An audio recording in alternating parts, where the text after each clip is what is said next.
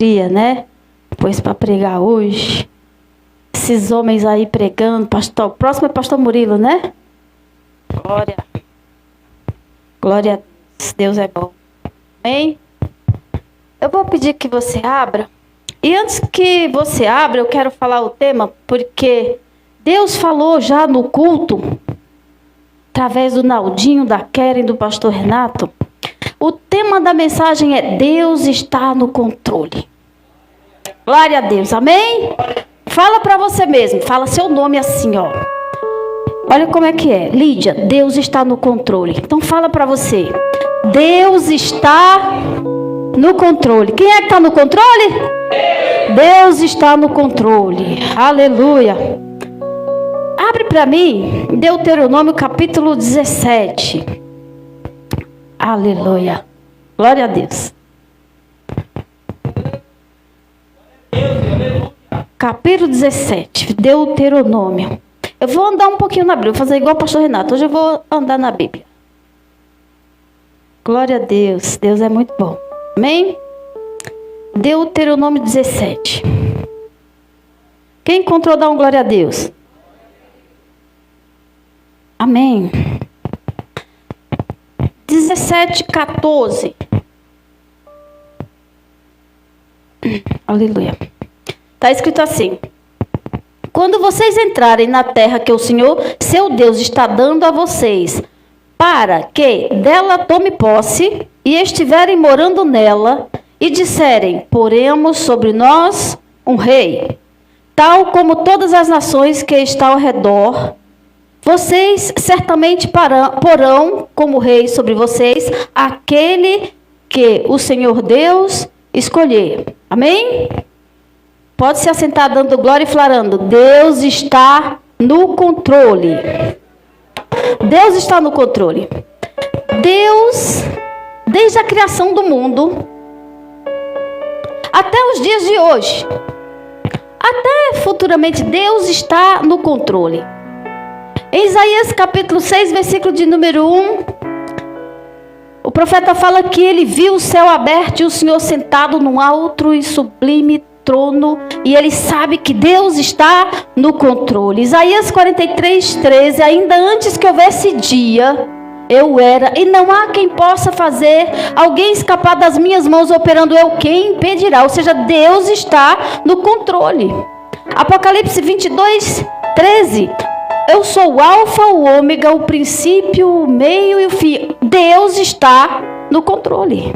Amém? Glória a Deus. Deus sempre esteve no controle, Deus está no controle e Deus sempre estará no controle, pastora Rosângela. Os acontecimentos das nossas vidas, pastor Renilson, como você aqui falou, nem sempre segue o rumo que a gente quer. Nem sempre são da forma que desejamos. Não é assim os acontecimentos das nossas vidas. O que desejamos nem sempre é o certo para as nossas vidas. Não é o melhor muitas vezes. Independente da circunstância, independente do que aconteça, Deus está no controle. Eu vou contar uma história para vocês de uma colega que eu tinha. Uma moça jovem, crente, e ela começa a orar por um varão. Ela queria casar. Moça bonita, loira, de olhos claros. E ela se apaixonou por um negão. Pode falar negão aqui? É que a gente não sabe mais o que pode falar, né? É preto ou é negão? É negão. Ela se apaixonou por um morenão, negão, bonito. Viu, Jorge? E ela começou a orar. Ela falou: eu quero casar com esse cara. Eu vou orar e vou buscar e quero casar com ele. E o homem era usado por Deus. Sabe aquele varão que sobe na tribuna e quando ele começa a orar, a presença de Deus é na igreja? Sabe quando toca fogo na igreja? Sabe quando o povo sente que Deus fala através dele? Sabe profeta que fala e as coisas acontecem? E ela também, mulher de Deus, começou a orar. Moça de Deus, virgem. Então ela começa a orar porque ela queria casar com aquele varão. E aí, dá 1 mês, 2 meses, 3 meses, ela orando, buscando a presença de Deus. E daí vem uma varoa e fala para ela: Deus manda falar que não é para você. Você está orando por alguma coisa, mas não é para você. ela não se conformou e ela continuou a oração dela, e por meses ela orou. Aí chegou uma mulher e falou o seguinte: ó, Deus manda falar o seguinte para você: não é para você. E se você casar com ele, você vai pagar preço. Ela continuou orando porque ela pensou o quê? Eu quero pagar preço.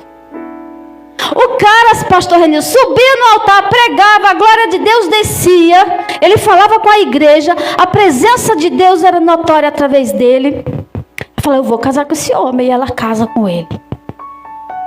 Ela resolveu pagar o preço. Ela resolveu pagar o preço, começou a orar, a jejuar, a buscar, casou. Aí, ela descobriu que ele subia no altar, pregava, a glória de Deus descia, mas depois ele ia para a biqueira. É biqueira. Essa eu acertei. Isso. E lá ele usava as drogas dele, mas depois ele voltava, subia para o monte, orava. E ele era usado por Deus, era profeta. E ele falava e as coisas aconteciam. Mas ela descobriu que o marido dela, o homem que ela orava, o homem que Deus falou que não era para ela casar, não era o homem que ela pensava. E quando ela pensou em desistir da situação, porque ficou muito caótica a vida entre os dois, ele começou a persegui-la e ele não aceitava a separação. Traía ela e fora as outras coisas. De tal forma, pastor, que ele chegava aí para a igreja com a Bíblia. E a Bíblia dele tinha um buraco, ele guardava uma arma dentro da Bíblia. E ela começou agora a orar para Deus matar. E Deus o matou. E Deus mandou um recado para ele. Fala, olha, eu não sei, eu acho que a pastora Rosângela esse dia falou o nome dessa mulher. Que acho que ela é do Santa Teresa. Diz que ela colocou o dedo sobre a cara dele e falou: ó, Deus manda te falar, daqui uma semana tu morrerá. Coloca a tua vida no altar. E ele morreu. O que eu quero falar para você? Que Deus está no controle. Existem coisas nas nossas vidas que a gente quer e Deus não quer para nós, mas a gente quer tanto que às vezes Deus nos dá e a gente só acaba sofrendo com tudo isso. Seria melhor se ela não tivesse casado com ele. Porque o que Deus queria não era isso, mas era o que ela queria para a vida dela. Às vezes desejamos muito alguma coisa, mas não esqueça, Deus está no controle. Deus está no controle, mas nele não te isenta do livre-arbítrio. Você tem o direito de escolha. Escuta, desde a criação do mundo, Deus está no controle. Deus criou o mundo, Deus criou céus e terra, Deus criou homem e mulher. E ele sempre no controle da criação. O mundo se prostitui. A terra fica pecaminosa. O pecado vem sobre a terra. Então Deus resolve o quê? Destruir todo mundo. Deus resolve matar. Mas Deus viu graça em um homem. Deus viu graça em um homem chamado Noé. E aí Deus dá para Noé algo diferente. Construir um barco num tempo que não tem chuva.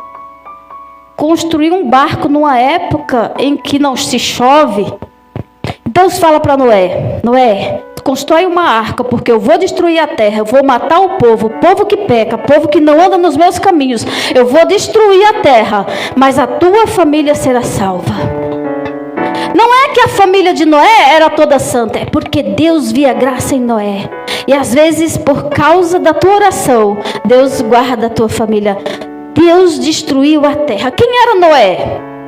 Um doido, bitolado, careta, maluco. Quem é que vai dizer que um homem que passa anos construindo algo que não tem por que andar é normal? Mas Deus estava no controle. E Noé entendia que quem estava no controle era...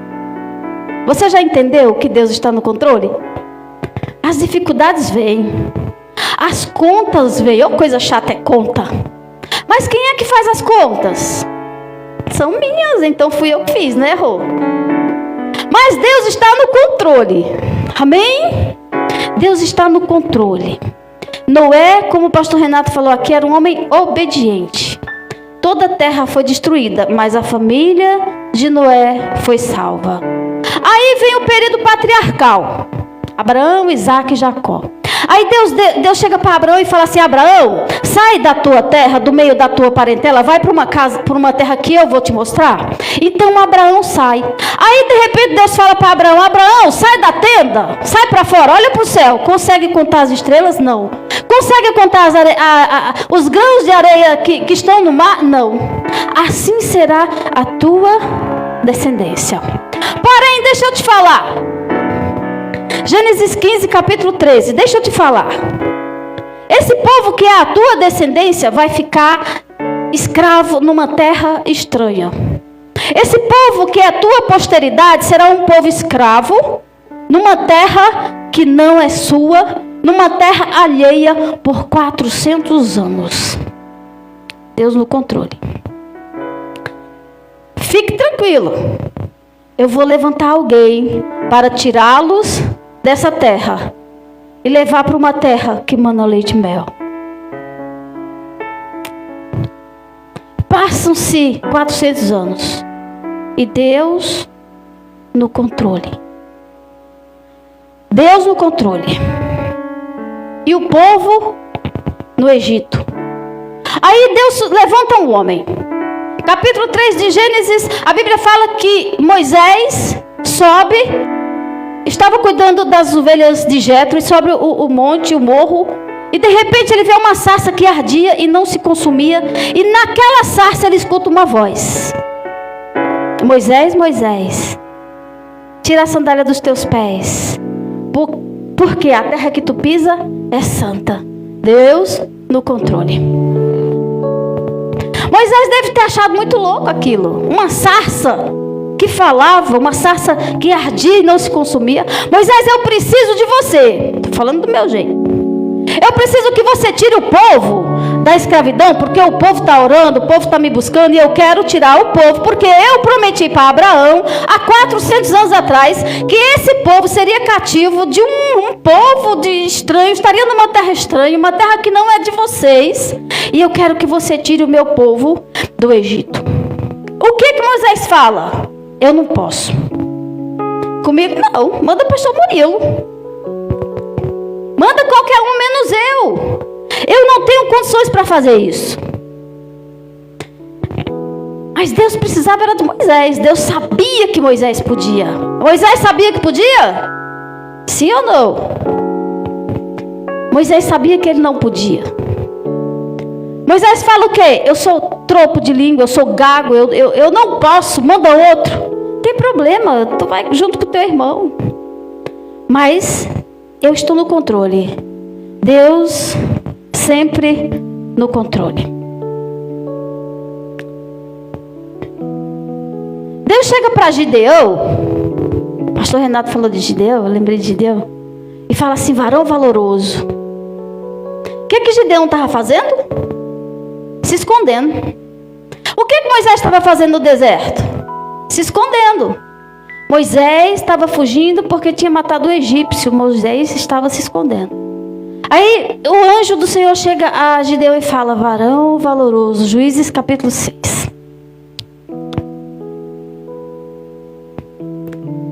Deus queria um juiz para libertar aquele povo dos midianitas. Aquele homem olha para o anjo e fala assim... O anjo fala: varão valoroso, Deus é contigo. O que ele fala? Eu sou o mais pobre. A minha família é pobre. Eu sou o mais simples da minha casa. Eu sou o menor da minha casa. Ele não espera nem o anjo falar.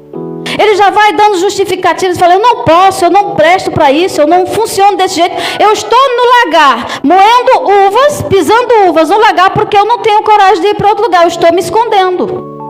Como que um homem que está sozinho, se escondendo, pisando uvas no lagar, ele vai enfrentar os midianitas? Mas Deus está no...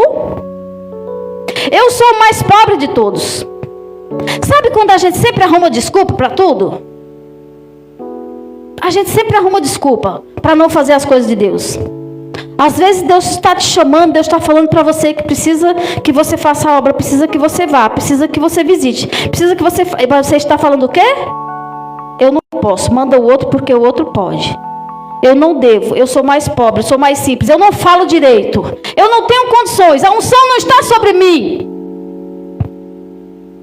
Lembra de Jeremias? Alguém falou do capítulo 1 de Jeremias. Querem?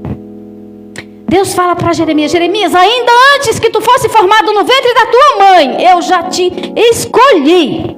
Ou seja, tu já está escolhido antes que você se formasse. Eu já te constituí por profeta sobre as nações, Jeremias. Antes que tu fosse um espermatozoide, tu era informe. Eu já tinha te escolhido. Eu já tinha te colocado como profeta sobre as nações. O que Jeremias fala? Eu não posso, eu não tenho idade para isso. E Deus no controle de todas as coisas. Aí Deus fala: eu te levantei para derrubar, eu te levantei para arruinar, eu te levantei para destruir, mas também te levantei para edificar e para levantar e para plantar. Por que a gente sempre acha que o outro foi escolhido e a gente não? Porque sempre você vai achar que o pastor pode, a pastora pode, o evangelista, e você não. E Deus sempre falando: eu te escolhi. Eu não posso, eu sou mais pobre, eu sou mais simples, eu sou... A gente às vezes fica dando desculpa. Desculpa porque não sabemos falar, né? Desculpa porque nos achamos desprovidos talvez de recursos. E Deus está dizendo: foi você que eu escolhi. É você mesmo que acha que não dá. Porque quem acha que dá já é tão autossuficiente que às vezes Deus nem usa. Olha, Deus, Ele não escolhe preparados. Deus escolhe para preparar. Deus prepara os escolhidos dele. Quem foi que escolheu Moisés? Gideão? Jeremias? Quem podia? Quem tinha condições de ir? Alguém? Algum deles tinha? Deus escolhe, prepara, derrama graça, derrama do Espírito e manda ir. Moisés, tira o povo do Egito. O povo começa a orar. Aí Deus fala para Moisés: tira o povo do Egito. Moisés fala: eu não vou poder. O que é que você não pode na presença de Deus? Visita a sua vida e veja o que é que você não pode na presença de Deus. Tira, Moisés, o povo do Egito. Aí em Deuteronômio está escrito assim, ó: Moisés tira o povo do Egito, tá? Moisés tira o povo do Egito e leva para uma terra que mana leite e mel, uma terra deleitosa. Aí eu vou ver aqui, ó, o capítulo que eu li. Quando vocês entrarem na terra que o Senhor Deus está dando a vocês para que dela tomem posse, o povo já estava na terra.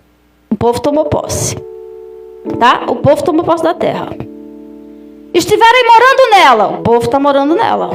E disserem: poremos sobre nós o quê? Um rei. Tal como todas as nações que estão ao nosso redor. Vocês certamente porão como rei sobre vocês aquele que o Senhor Deus escolher. Deus está no controle. 350 anos passa de Deuteronômio para onde eu vou chegar. 350 anos Deus constituiu sobre o povo 15 juízes. 15 juízes por quê? Toda vez que o juiz morria, o povo se afastava da presença de Deus. E Deus levantava um juiz para cuidar do povo, para abençoar o povo, para livrar o povo dos midianitas, dos filisteus. Vocês estão comigo? Então Deus levantava juízes. Deus levantou Samuel, que era sacerdote, mas era juiz. Deus levantou Samuel, que era sacerdote, mas era juiz. Sacerdote, homem de Deus e profeta, foi o último. 350 anos. Antes que tudo acontecesse, Deus já tinha falado: vocês vão pedir um rei. E eu vou dar para vocês um rei. Aí, nós vamos lá para onde? Olha só, deixa eu falar para vocês. Deus levanta juízes para guiar as nações. Deus levanta Gideão. Deus levanta Débora. Deus levanta Eude, aí Deus levanta Eli, aí Deus levanta Samuel. Quem era Samuel? Filho de Ana, que é filho de Eucana. Tá? Até aqui vocês sabem. Agora vamos lá. Capítulo de número 8. 1 Samuel, capítulo de número 8. Está escrito assim. Quando Samuel ficou velho, Samuel fica velho. Quando Samuel ficou velho, ele constituiu seus filhos como juiz sobre Israel. Mas o que acontece? Os filhos de Samuel eram pecadores. Os filhos de Samuel, eu não posso falar que eles eram iguais aos filhos de Eli, mas não andavam nos mesmos caminhos que Samuel andava. Então os anciãos, eles se juntam e eles falam o seguinte: Samuel, nós não queremos os seus filhos sobre nós. Nós não queremos que eles liderem sobre nós. Nós não queremos eles como juízes sobre as nossas vidas. Nós queremos um rei. Veja, você está ficando velho e os seus filhos não andam pelos caminhos. Por isso queremos agora que você nos constitua um rei, para que nos governe, como acontece com todas as nações. Samuel ficou desgostoso e procura Deus. E aí Deus fala para Samuel: Samuel, não foi a você que eles rejeitaram a mim. E aí Deus prepara, Deus fala o seguinte para Samuel. Olha só. Lá no capítulo de número 9. Havia um homem de Benjamim, cujo nome era Quis, filho de Abiel, filho de Zoar. Vamos lá para o capítulo de número... Não, vamos para o 16, versículo de número 16, 9, 16. Samuel, amanhã, a esta hora, enviarei a você um homem da terra de Benjamim, o qual você ungirá por príncipe sobre o povo de Israel. E ele livrará o meu povo das mãos dos midianitas. Versículo 19. Quando Samuel viu Saul, o Senhor disse: Eis o homem de quem lhe falei. Ele dominará o seu povo. Deus levanta Saul. Samuel levou Saul e o servo dele à sala do jantar. Capítulo 10. Samuel pegou um vaso de azeite e derramou sobre a cabeça de Saul e o beijou. Deus sempre no controle.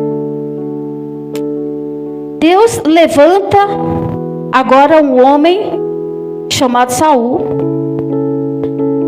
que ninguém gosta da história de Saul. Saul foi levantado por Deus. A nação queria um rei, mas Deus escolhe Saul e unge Saul como rei sobre a nação. Capítulo 10, versículo 21. Então Samuel chamou a tribo de Benjamim pelas suas famílias e foi indicada a família de Matre. E da família de Matre foi indicada Saul, filho de Quis. Mas quando procuraram, não puderam encontrá-lo. Então perguntaram ao Senhor se aquele homem já havia chegado ali, e o Senhor respondeu: ele está aí, escondido entre as bagagens. Deus escolheu Saul. Deus ungiu Saul. Derramou o espírito dele sobre Saul. E Saul começou a profetizar. Homem cheio de Deus, escolhido por Deus, agora é profeta. E aí, quando falam assim: cadê Saul? Para que a gente derrame mostre para o povo, coloque a unção sobre ele de rei, sobre o povo. Onde era que Saul estava? Escondido entre as bagagens. Saul estava escondido entre as bagagens, separado por Deus, ungido por Deus, escondido entre as bagagens. Qual é a diferença de Saul para Moisés? Saul saiu de casa à procura das jumentas do pai dele. Chega em Israel, ele é ungido, separado e agora cheio do Espírito Santo de Deus. Ele volta para casa, rei sobre Israel. Saiu de casa um homem e agora volta outro.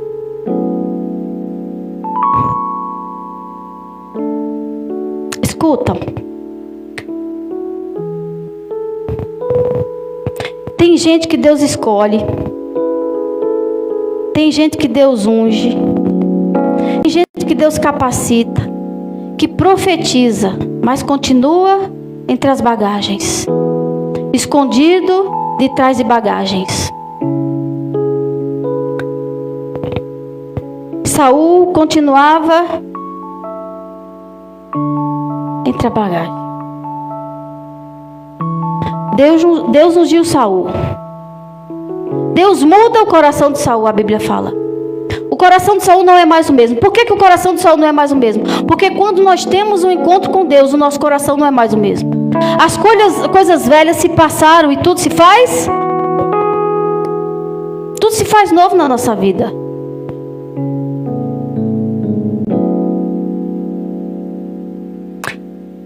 A gente olha para Saul diferente do que a gente olha para Salomão.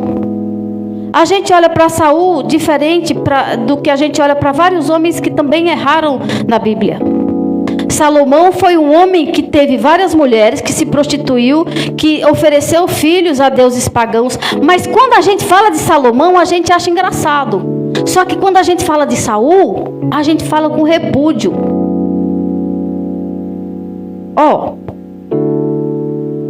Qual é a diferença de Saul, muitas vezes, para nós que estamos na presença de Deus? Muitas vezes a gente está na presença de Deus separados, ungidos. Deus coloca sobre nós, o Espírito Santo de Deus vem sobre as nossas vidas, e a gente começa a fazer as coisas que Saul fez. A gente começa a se afastar da presença de Deus, a gente começa a ser desobediente, a gente começa a ficar entre as bagagens. Por quê? Porque as coisas dessa terra são apaixonantes. As coisas dessa terra são muito boas. As coisas dessa terra nos chamam a atenção. Saul, ele estava preocupado com as coisas da terra. Depois que Saul já não sente mais a presença de Deus, que Saul começa a mudar a vida dele, as coisas dessa terra ficaram apaixonantes para ele. E as coisas dessa terra são boas. A gente tem se escondido debaixo ou de trás das coisas dessa terra, da paixão que a terra nos dá. Muitas vezes nós não vemos para o culto porque é muito bom ficar em casa deitado no frio, as cobertas. Que graça tem vir para o culto, sendo que você tem um lençol em casa quentinho? Só doido que vem, né? Então tá, você não é o normal, você é o doido da história. Nós nos apaixonamos pelas coisas dessa terra, nós queremos as coisas boas dessa terra. Quem é que não gosta de ficar passando aquele TikTok? É TikTok, né? Tem um outro também que é parente do TikTok aí, é igualzinho. Quem é que não gosta? Quem é que não quer ficar horas no celular? Gente, a ferramenta que nós temos na mão hoje muda a nossa história. Você fica se identificando com aquelas mulheres maravilhosas que não tem celulite. Aquilo é mentira, não é possível. Eu só conheço o Gabriel que não tem celulite.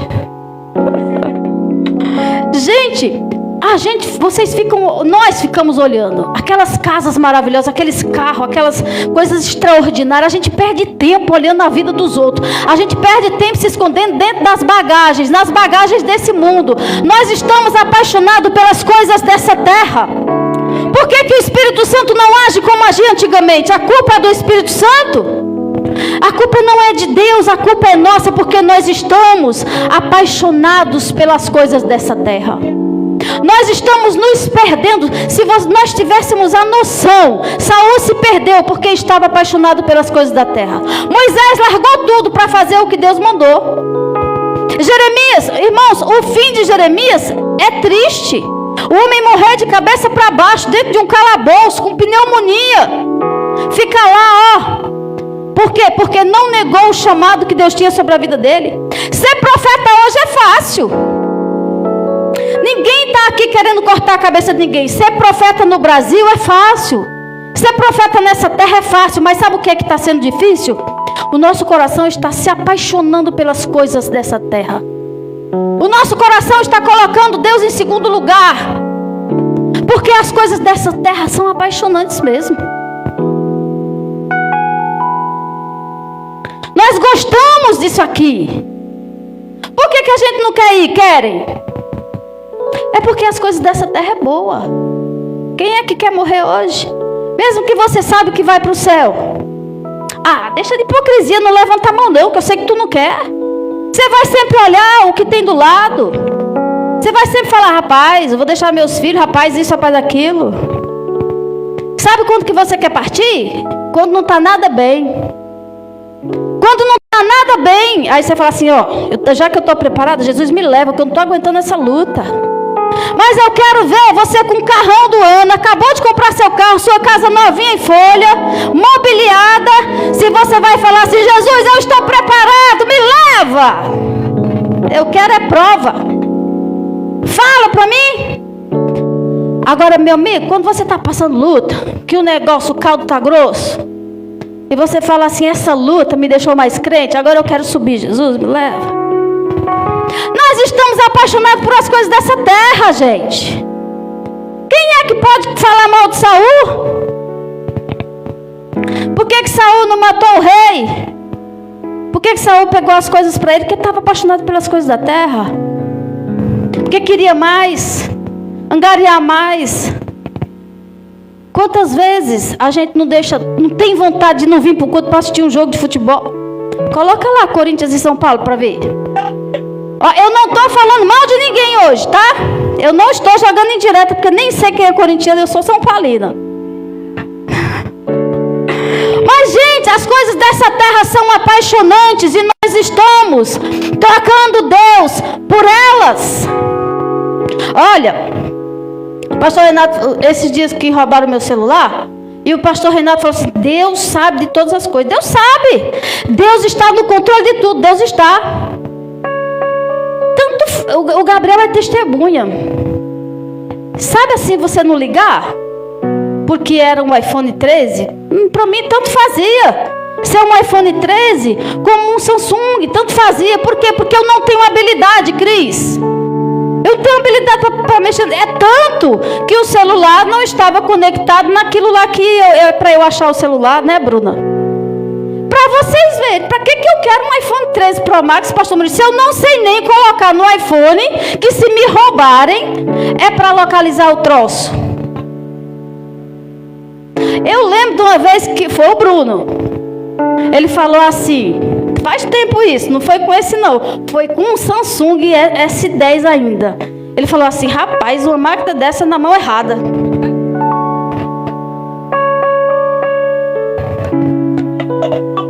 Por quê? Gente, as coisas dessa terra são apaixonantes e nós estamos nos escondendo de trás das nossas bagagens. Nós estamos deixando de seguir a Deus como deveríamos. Eu não estou falando que ninguém aqui deixou de ser crente, não. O que eu estou querendo falar para você é que precisamos fazer escolhas mais requintadas. Precisamos ter bom gosto. Quando eu falo de ter bom gosto, não podemos trocar Deus pelas paixões dessa terra. Não podemos trocar Deus por carro, por celular, seja lá o que for. Tem gente que gosta de séries da Netflix. Eu não queria uma televisão no meu quarto, não era, Gabriel? Até colocar uma, mas tá uma televisão lá. Marilson viajou, então coloquei a televisão lá. O que eu fiz, pastor Murilo? Não vou assistir. Não vou assistir. Quando? Porque, gente, quando a gente tem um dia exaustivo, não tem nada melhor do que você assistir. Eu amo filme de ação. Não gosto de filme romântico, tá, meninas? Não gosto. Não gosto de filme que chora, não gosto. Se for para chorar, não me chama. Agora eu gosto de um filme de tiro, sabe, pastor? Eu gosto. Eu gosto. Agora, se eu fizer isso direto, isso vai o quê? Me comprometer. Mas isso não quer dizer que eu não posso fazer isso uma vez ou outra. Estou errada? As coisas dessa terra é para ser aproveitada, mas eu não posso me esconder de trás das bagagens. Eu não posso mudar a minha vida com Deus por causa das bagagens dessa terra, porque nós não vamos levar. Você lembra quando Abraão entrou no Egito, que ele trouxe uma bagagem das costas chamada Sara? Sara não, Agar. Lembra? Abraão enricou no Egito, voltou para casa, mas trouxe uma bagagem chamada Agar. Se Abraão não tivesse trazido aquela bagagem, a vida dele teria sido diferente. Saul estava escondido atrás de bagagens. Moisés resolveu atender ao chamado de Deus. Jeremias resolveu atender ao chamado de Deus. Gideão atendeu ao chamado de Deus. Homens loucos. Débora resolveu atender o chamado de Deus. Mulher louca. Noé atendeu o chamado de Deus na íntegra. O que está faltando na nossa vida? Seguir o formulário. Nós estamos só precisando seguir esse formulário. É o difícil é seguir esse formulário. Porque a gente fica se enganando. Porque existe muita coisa boa nessa terra. Existe. Sabe, Nanda? Às vezes a gente fala assim: ser crente não é difícil, não, é fácil. Meia boca é fácil. Se for para ser crente meia boca é fácil. Agora, crente de verdade, que desce na madrugada, meu Deus do céu, pensa num sono bom, é o sono das 3 horas da manhã. E o Espírito Santo está com você 3 horas da manhã, porque ele acorda. Não é possível que eu acordo que eu não tomei nenhum remédio. Eu tomo remédio para dormir, se for o caso. 3 horas da manhã você acorda, vai dizer que não é Deus querendo conversar com você. Aí sabe o que faz? Você está tão cansado. Por que você está cansado? Por causa das bagagens da terra. Você tem tantos afazeres, que o teu corpo não suporta nem acordar mais na madrugada. Você tem tantos afazeres, tantas são as suas situações. Eu estou falando de mim. Está pensando que eu estou pregando só para você? É tantos afazeres que agora, além de fazer o meu, estou fazendo do meu marido. Eu, que já era uma doida, cheia de serviço, ainda pego o serviço dele para fazer. Então imagina como é que está a cabeça aqui. 3 horas da madrugada, eu acordo. Será que é eu que acordo? Não sou eu que acordo. Meu corpo não tem condições de acordar 3 horas da madrugada.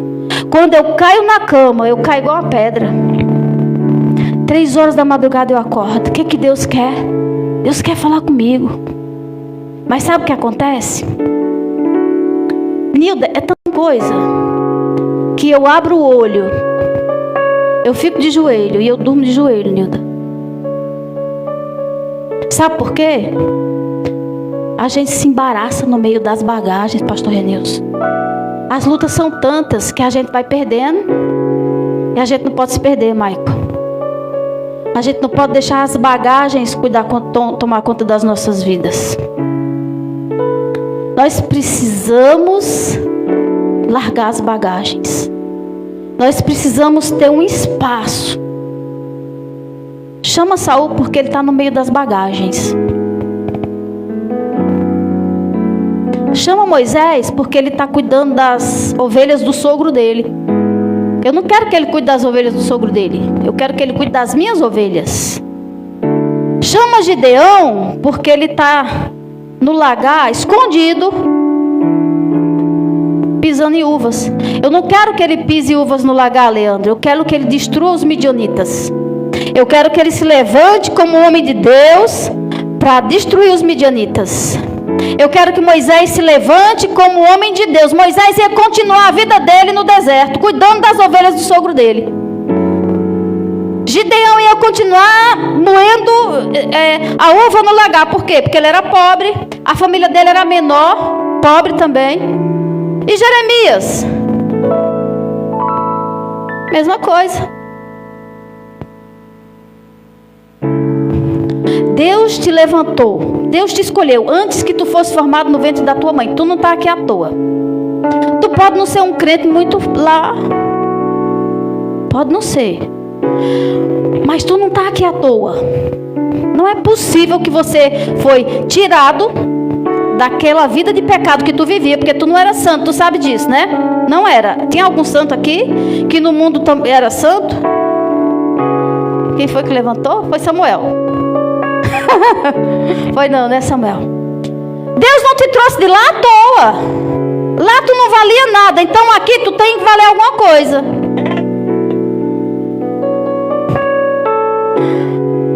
você não tinha nada, lá você não valia nada, lá você era escória da sociedade, você não prestava para nada. Aqui não, aqui você é escolhido, separado por Deus. Ele te conhecia antes que tu fosse formado no ventre da tua mãe. Ele te escolheu e te colocou na casa dele. Então não se meta no meio das bagagens. Se levanta. Se levanta e profetiza, se levanta e ora. Quando ligarem para você, eu já faço isso agora, sabe, pastora Sueli? Ligou para mim e falou, estou pedindo oração, eu já coloco o joelho na hora. Rosinete, se eu deixar para mais tarde, eu não oro. Quando eu falo, estou orando, já escorreguei da cama, pus o joelho no chão e vou orar agora. Naldinho, se passar 10 minutos, já era. Sai do meio das bagagens. Não interessa qual é a sua bagagem. É o serviço que está te atrapalhando? É dentro de casa que a gente que é mulher se perde. Fala sério. A gente que é mulher tem muita coisa dentro de casa. Quase nada, né? A gente se perde. O dia vai embora. O dia voa. Quem é aqui que tem um dia longo? Tem gente que fala assim, gente, esse dia não passa. Eu fico doidinha quando alguém senta naquela cadeira do salão que fala assim, eu tô cansada de não fazer nada. Eu falo, infeliz, vamos dividir a carga? A minha dá para dividir por umas 3. Se tu quiser só um pouquinho. Não dá para entender. Crente é sempre ocupado. Crente sempre tem o que fazer. Mas tem que deixar Deus em primeiro lugar. A gente está se apaixonando pelas coisas dessa terra. Sabe quando a gente acorda para a vida? Quando Deus dá uma apertada. E Ele aperta. Por quê? Deus ama e repreende. Deus repreende e castiga aquele que Ele...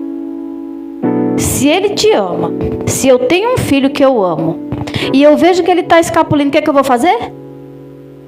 A gente tem filho, pastor Renilson. Se a gente vê que um dos nossos filhos está indo para o caminho errado... Esses dias eu falei para Carol, pastor Renilson dava trabalho. Não, Renilson era um menino muito bom. Olha, tu é doida, Carol? Tu não conheceu o filho que tu tem, não?